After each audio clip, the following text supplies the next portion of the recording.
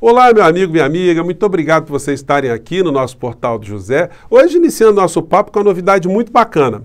Amanhã, dia 17 de março, quinta-feira, às 10 horas da manhã, nós vamos recomeçar a fazer as nossas lives aqui no Portal do José. Não serão sempre às quintas-feiras e também no mesmo horário, às 10 horas da manhã, porque eu sempre vou procurar me adaptar à possibilidade dos convidados ilustres que eu quero trazer aqui para conversar com vocês. Depois o nosso papo fica armazenado aqui no nosso portal para você assisti-lo em outra ocasião, atendendo a sua conveniência. E quem inaugura a nossa série de lives a partir de amanhã é o professor Rogério Anitablian, ele que também tem um canal onde ele discute geopolítica, ele é um grande conhecedor das questões envolvendo ali a Eurásia, a Ásia, a Europa, e ele vai poder compartilhar conosco a sua visão desse conflito, guerra, invasão que está acontecendo lá do outro lado do mundo. Então, é imperdível, você vai poder participar também. Eu espero vocês. E você que está chegando agora no nosso portal, seja bem-vindo, se inscreva aqui conosco também, conheça os nossos outros vídeos, se você gostar, compartilhe. Para se inscrever é muito fácil, né? É só dar o clique no símbolo que está aparecendo aí e vamos embora. Não esqueça de dar o seu joinha, porque é muito importante, e de enviar os seus comentários com as suas impressões, as suas críticas, porque aqui são sempre consideradas. Gente, temos assuntos internacionais muito importantes, mas eles acabam, às vezes, ocultando, né, e ofuscando algumas situações internas nossas aqui. E eu quero falar de algumas coisas muito importantes antes da gente ir para o plano internacional. Em primeiro lugar, as organizações Globo, eles estão muito atrasados, né, em alguns assuntos. Será isso falta de profissionalismo? Será incompetência? Será que eles estão dormindo? Ou será que tem um interesse de esconder determinadas situações? Porque é um negócio inacreditável. Depois de muitos dias do reajuste de combustível aqui no Brasil, só hoje aparecer na página 12 do jornalão da família essa matéria aqui. Brasileiros vão para a Argentina comprar gasolina mais barata. Combustível argentino pode ser encontrado a R$ 3,00 o litro, estoques acabam. Enfim, nenhuma discussão sobre isso. E como a gente está observando, todos os problemas econômicos aqui no Brasil, até os problemas sanitários, né, não tem representantes, o presidente não fala nada, ninguém vai atrás do presidente, eles se acomodam com aquela justificativa lacônica, né?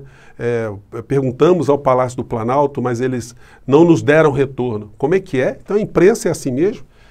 O cara diz que não vai dizer nada, ele não tem obrigação, não existe a obrigação republicana de se reportar ao povo para explicar determinadas coisas. O povo é assassinado, o povo é morto. O presidente da República comanda uma política genocida contra a saúde pública e isso passa assim, como se fosse uma nuvem fantasmagórica aqui no Brasil. E a questão econômica, o ministro não é chamado para falar, para explicar para o povo brasileiro por que nós estamos passando isso, para ver se ele convence, né? Ele tem um poder de convencimento muito grande. Mas nem isso eles estão se dando ao trabalho de fazer. O presidente, então, esqueçam, né? Ele não é capaz de falar absolutamente nada porque ele está ali cumprindo um papel que é um papel de fantoche dessa estrutura econômica que banca o Bolsonaro e que agora mostra cada dia que está se movimentando para tentar ajudar na sua reeleição, conforme eu tenho mostrado aqui todos os dias. O que explica isso aqui, gente? Nós não temos debate sobre esse tipo de situação aqui. A nossa conta de luz vai subir de novo, 15,5%. E uma matéria do lado diz que socorro ao setor elétrico vai pesar nas tarifas em 2023. Nós vamos ter um aumento de 20% da energia já prometido para o ano que vem. Porque no ano passado, em função da chamada crise hídrica, o Bolsonaro assinou uma medida provisória no apagar das luzes, transferindo quase 11 bilhões de reais para as empresas de energia elétrica, para eles não tomarem prejuízo, se é que isso é possível, né? Ou para garantirem o lucro desses grandes grupos aí. E agora, o que eles vão fazer? Em 2023 eles vão cobrar da gente. Não estão cobrando esse ano, porque se aumentar além dos 15%, isso poderia repercutir eleitoralmente contra o Bolsonaro. Pois bem, o Bolsonaro não precisa se explicar, porque eu tenho mostrado para vocês que a Rede Globo tem funcionado como a porta-voz implícita, né? Tudo é culpa do que está acontecendo lá fora. A gente não precisa de governo, nós precisamos apenas estar vivos aqui dentro e esperar o que está acontecendo no mundo lá fora, porque a nossa vida depende exclusivamente do que está acontecendo lá fora. Pelo menos é isso que o Bonner está querendo dizer para a gente. Preço da carne, do frango e do pão. E aí, gente, é muito interessante o semblante do Bonner, que é o editor-chefe, né? tentando explicar para a dona de casa, para o cidadão comum. No final da história, você não consegue entender porque foi tudo mais caro, mas você tem a impressão que eles explicaram. E aí você vai ver o depoimento de uma moça aqui, que bem simplória, né, a avaliação dela. Por que que o pão dela está crescendo, o preço? Por que que o nosso pão está que nem fermento nos preços, né? Vamos ver o Bonner aqui falando disso. Vamos lá. Para muitos brasileiros que vão comprar o pão e se assustam com um aumento de preço, pode ser difícil entender por que que isso tem a ver com a guerra na Ucrânia. Mas tem. Nessa padaria de Belo Horizonte, o quilo do pãozinho de sal está R$1 mais caro que na semana passada. Custa R$ 18,99. Eu levava sempre 6, hoje é só 4. Ai, aumentou demais, né? Acho que também é consequência da guerra, viu? Que tá já refletindo em nós, infelizmente. Gente, quando uma pessoa vai comprar pão sem entender absolutamente nada e ela chuta, né? Isso é efeito da guerra. Isso é derivado do quê? A informação gera a ação. A desinformação gera a conformação.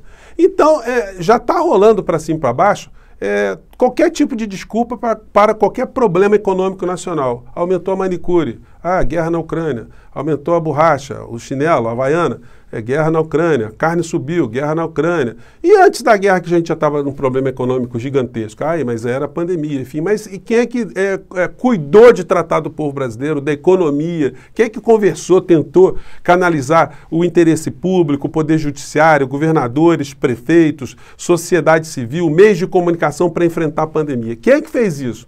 Ninguém. Nós tivemos um inimigo da nação atuando contra as instituições, fazendo com que o Brasil tivesse esse número gigantesco de vidas perdidas. Pois bem, então não precisa ter presidente, não precisa ter ministro da Economia, porque os porta-vozes, eles vão justificar ao longo desse ano inteiro todas as mazelas e todos os assaltos que o povo brasileiro está sofrendo. Afinal de contas, os grandes veículos de comunicação são sócios das grandes empresas e eles sempre pegam uma beirada, sempre tem um naco para os grandes grupos, as grandes famílias que controlam as mídias em países como o nosso. Pois bem, essa foi a questão, a gente vai continuar denunciando isso e eu espero muito que espaços como esse nosso aqui, esse tipo de reflexão, comece a chegar também nos outros colegas nas redes, para que eles se toquem que a maior empresa de comunicação do nosso país, da América Latina, está fazendo uma campanha velada a favor da reeleição do presidente da República. Eles têm muito interesse no meio dessa história e a gente vai, ao longo desse ano, discutir muito isso. Bom, mudando agora de assunto, passando para a nossa pauta internacional, muitas pessoas pediram para colocar o link aqui do professor John Mearsheimer, quase 1 milhão de visualizações desde o tempo que eu falei com vocês até agora. Ele explica numa palestra que ele fez em Chicago, em 2015, por que é que a Ucrânia teria problemas e por que é que a Rússia estava sendo confrontada e por que ela reagiria e por que nós teríamos o que está acontecendo hoje. Você não precisa escutar nenhuma informação lá do outro bloco, da Eurásia, da Rússia, não. Escute um professor norte-americano, uma pessoa reconhecida, qual é a avaliação que ele estava fazendo dessa história toda, que você entenderá exatamente o que está acontecendo. E nos dias de hoje, a gente continua ainda a ser aqui bombardeado pelo engodo, né? Mexendo com as nossas emoções, mas essa emoção que a gente fica esconde uma reflexão crítica sobre o que de fato está acontecendo. As matérias dizem, olha que coisa interessante, a matéria com um título assim despretensioso, mas absolutamente revelador. Rússia, Ucrânia e Estados Unidos avançam em acordo para parar a guerra. Ataques continuam. Minuta de cessar-fogo está pronta, de jornal. Mas há desavenças. Casa Branca e Kremlin se falam pela primeira vez. Então a Ucrânia, no meio dessa história, é a bucha mesmo, né? Quem está resolvendo essa questão são os norte-americanos com os russos. A Ucrânia está no meio. Os Estados Unidos estão lá do outro lado. Eles estão jogando dinheiro, estão endividando os países todos ali da OTAN, que estão comprando muitas armas em função do medo, em função do ódio, do pânico, do temor, e a economia norte-americana acaba sendo beneficiada com esse tipo de situação. Eles isolam um adversário econômico, eles jogam esse adversário econômico no colo da China e a gente certamente vai ter uma reconfiguração econômica no planeta. Não tem ninguém preocupado com a emoção no meio dessa história, gente. Quem fica emocionado somos nós, que nos sensibilizamos sempre com o lado mais fraco e a gente acaba se condoendo e acaba ficando impotente, porque você fica na torcida que a coisa acabe logo, mas objetivamente a coisa não acaba logo sem as autoridades envolvidas nessa história movimentarem os seus pauzinhos. Antes de evoluir um pouco mais isso, só fazendo um pequeno parênteses, gente, esse livro aqui do professor Noam Chomsky, Quem Manda no Mundo, explica pra gente quem é que manda no mundo. Vocês vão ver que todos os atores que estão participando agora desse processo, os atores principais, na verdade eles são apenas a ponta, né, de grandes esquemas que estão por trás deles. Nos Estados Unidos, especificamente, tanto os deputados do Partido Democrata quanto os do Republicano e senadores também, são patrocinados pelo Partido Militar, o Partido Armamentista, que quer sempre que haja algum tipo de conflito para que os orçamentos militares, não só dos Estados Unidos, mas do mundo inteiro, sejam vitaminados. Eles ganham muito dinheiro com essa história. Quanto mais conflitos, mais dinheiro gerará, e aí é necessário a opinião pública estar mobilizada para isso. O cidadão americano não tem um SUS, não tem previdência, eles têm problemas sociais muito graves, mas a população prefere ou é induzida a vitaminar o orçamento de guerra ou para guerras e não para a situação do seu bem viver. Então, isso aqui mostra para a gente aquilo que cientistas políticos denominam de guerra por procuração. Os norte-americanos não estão na linha de frente, eles estão botando os ucranianos ali para morrerem e não tem condição e não darão condição ao Zelensky de ter qualquer tipo de respaldo para poder reverter esse processo. E hoje a gente vai ver nos jornais, né? As matérias vão falando aquilo que a gente tinha comentado com vocês. Olha essa capa aqui, essa matéria. Zelensky sinaliza que desistir da OTAN. O presidente ucraniano diz que o país tem que admitir que não deve entrar. Então, por que ele não admitiu isso lá atrás? Se ele tivesse feito diplomacia, se ele tivesse conversado, dizendo, olha, vamos chegar a um acordo, conversa com a Rússia, conversa com a OTAN, se ele fosse um estadista, não haveria esse problema. Qual era o interesse deles provocarem um conflito nesse instante? Eu não estou querendo responsabilizar exatamente uma situação ou outra para inocentar qualquer tipo de invasão. Não, a invasão é uma coisa muito ruim, é uma coisa detestável. Mas nós temos que entender quais foram as causas dessa história toda, porque senão a gente fica apenas como torcedor. A gente fica se sensibilizando com o que a gente está vendo agora e a gente esquece as responsabilidades de quem jogou essa situação toda nesse momento. Gente, é muito complicado falar isso aqui em espaços como esse nosso, aqui no momento que a sociedade está toda bombardeada com a percepção do que está acontecendo. E você, uma vez envolvido emocionalmente, dificilmente você consegue aceitar um argumento racional, te chamando a atenção para um lado ou para o outro, mas é o nosso papel aqui, porque essa história vai passar e lá na frente as pessoas vão observar que nós não estávamos enganados e a gente não estava inventando história alguma, né? Então está acontecendo isso aqui e o Zelensky teve... Opa, essa não é a matéria, eu ia mostrar outra matéria aqui, apareceu a conta de luz. Bom, é que eles trocaram aqui também. Gente, e o Zelensky teve lá, então, lá no Congresso americano, né, virtualmente, e ele é um ator, né, a gente não deve esquecer disso, então ele tem uma capacidade de se comunicar superior a outras pessoas que não são talhadas nesse universo. E eles prepararam ali um videoclipe mostrando como é que era a Ucrânia era antes, como é que ficou depois, para sensibilizar os congressistas norte-americanos. Mas eles não sensibilizam, não. É muito inocente achar que deputado se sensibiliza. Que deputado brasileiro já não se sensibiliza, sobretudo um deputado norte-americano que é bancado por essas estruturas aqui que o Noam Chomsky nos revela muito diretamente. Vamos ver aqui um trechinho da fala do Zelensky, da apresentação, vamos lá. Bom, ele foi mostrando, não vou colocar muito, foi colocando cenas de como é que era antes, como é que ficou depois, enfim. E depois ele fala mais um tanto, e aí ao final ele é aplaudido aqui de pé pelo Congresso americano. Vamos lá pegar um trechinho disso aqui. Oi, vai, meu filho, vamos lá. Aí ele é aplaudido, né? Os deputados do Partido Democrata, do Partido Republicano. Só que é o seguinte, eles vão entrar diretamente no conflito? Não. Eles vão botar as tropas, porta-aviões, mísseis para ajudar a Ucrânia? Não. Então qual é a possibilidade que a Ucrânia tem de reverter essa história? É só a gente raciocinar assim bem friamente. Meu amigo, se você mora numa casa, num lugar distante, de repente você se vê na contingência ali de 30 homens armados com metralhadoras do lado de fora, querendo alguma coisa de você, querendo que você entregue alguma coisa, ou querendo dormir na sua casa, o que você vai dizer? Olha, nós vamos reagir até o último objeto que tem aqui na minha casa. Você pega os filhos, pega todo mundo e começa a tirar objeto nessas pessoas?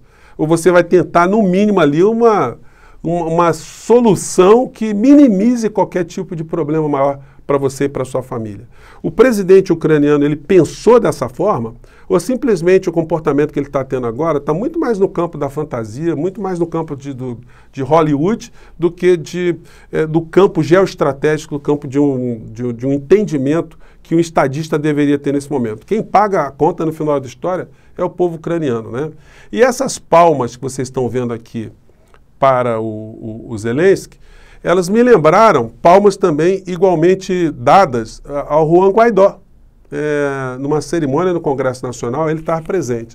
E aí tem um paralelo entre essas duas situações. Então vamos acompanhar aqui, vamos lá. Legitimate president of Venezuela, Juan Guaidó. Mr. President, please take this message back to your family. Bom, gente, cenograficamente é legal, a opinião pública fica comovida, mas do ponto de vista pragmático, o que fizeram os norte-americanos? O Juan Guaidó está esquecido, agora eles precisaram negociar a questão energética, eles procuraram o Guaidó? Não. O governo americano, o governo Biden mandou eles conversarem diretamente com Nicolás Maduro, que está até conversando com os norte-americanos. Então, essas palmas que nós vimos para Zelensky, elas podem sugerir o mesmo tipo de encaminhamento. Essa solução está sendo já travada, conforme a gente viu, entre a Casa Branca e o Kremlin, e a Ucrânia está no meio ali, o Zelensky sem poder nenhum de reagir, sem possibilidade de conseguir nenhum tipo de apoio, e cada vez mais que essa história fica esticada, mais ucranianos morrem. Eu sei que o que eu estou dizendo aqui para vocês, às vezes não é uma coisa muito popular, né? Porque nós estamos, de fato, com muitas imagens vindo pelos grandes veículos de comunicação. Mas se for para falar a mesma coisa que os grandes veículos já fazem, eu não precisava estar aqui, né? Era só fazer um canal de notícias aqui, fazer recortes e apresentar aqui para os nossos inscritos, as pessoas que estão conosco aqui, os nossos membros do Clube de Membros, enfim. Gente, eu fico por aqui. Amanhã, às 10 horas da manhã, nós estaremos aqui mais uma vez ao vivo. Tomara que dê tudo certo, a transmissão se dê bem, funcione bem. E eu espero você sempre aqui no nosso portal, enfim. Seja bem-vindo você que está chegando agora, obrigado por ter ficado conosco até esse momento. E, gente, um grande abraço e vamos seguir em frente. Tem muita coisa para a gente fazer nesse ano de 2022. Tchau!